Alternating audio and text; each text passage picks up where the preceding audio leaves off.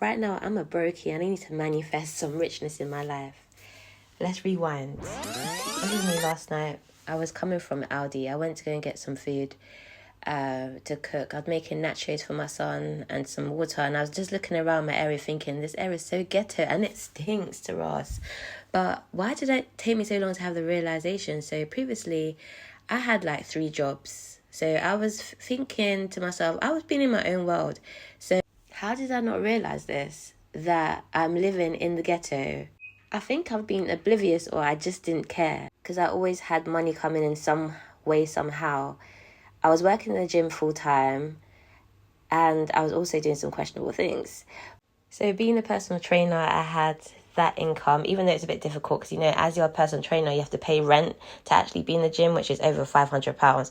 Plus, as well, you only get your wages when you sign up a client. A lot of people think that they're raking it in. You have to get clients in order to make money. Then I decided I was even doing training. So I'd done training to be a railway engineer, so I'm qualified. I didn't actually get into this, but I do have that qualification because I wanted to add that to the list of jobs possibilities that I was doing. So I'd done that training, and I was an ASM manager working in a betting shop whilst I was a personal trainer. I also worked McDonald's shifts at night as well, part-time, for a couple of hours to boost up that extra income. So I always had money. When I spent money, made back. So now that I'm just like on universal credits, I'm really finding the pinch. I also had my food truck that someone had stolen recently, but I went to Carnival 2 years in a row. I was selling food from home. Then I decided to buy my food truck. This is my setup that was at Carnival. So I've always had income. So now I'm having the realization, like, wow, this was me at McDonald's. So when I said that I went back to work after I found out I was pregnant, I was like, oh my God, I need to go back to work, because I was off work sick for a very long time, for a few months. So this is me when I was pregnant. So today I was going through my finances anyway, and I received my first payment of universal credits. I decided to buy my son a tracksuit because he lives in one tracksuit that I call his uniform all the time. He's just always in the one suit, and boys grow so fast, and he's grown out of a lot of his clothes, and winter's coming and he needs some winter clothes. So I told him he could put down the uniform. Then he has his football academy that he goes every Saturday, which sometimes he's been missing because he's been a bit lazy on that PC playing Fortnite. So the next thing I had to pay the football academy, because I still have to pay even if you don't go.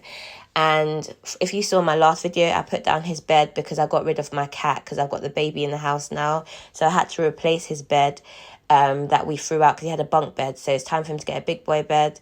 So I had to order that as well. I got some cover from insurance. I think it's £17.35.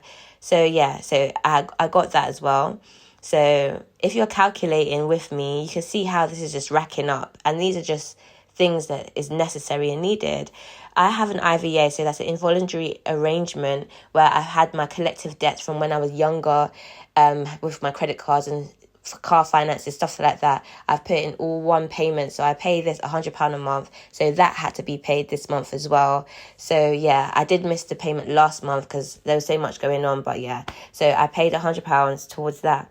Then I had to phone EE because I'm thinking why my phone bill was so high. So I had to pay my phone bill. I have insurance. They're telling me that I should cancel it to bring down the amount that I pay each month, but I just have a feeling if I cancel it and my phone breaks, it's just going to be a madness. Even though I have to pay £100 excess for my insurance, I just like to know that I have insurance there in case my phone breaks, because if you don't have insurance, it's just a long thing.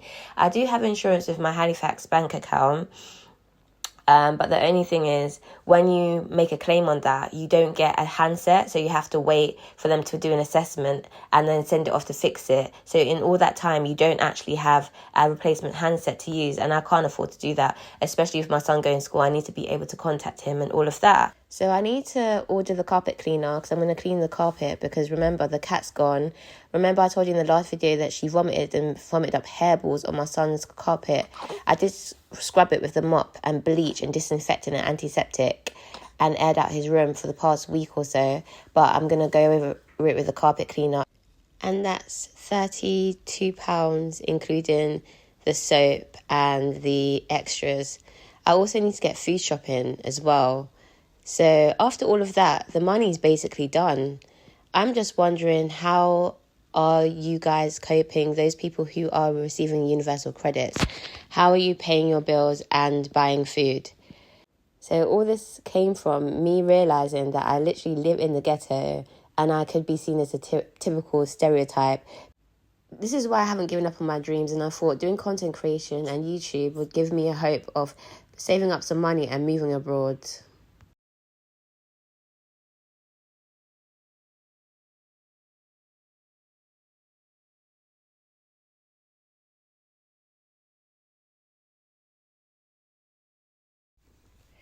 That's why I decided to become a content creator, to do something that I like and hopefully make enough money so that I can do something I like and move abroad.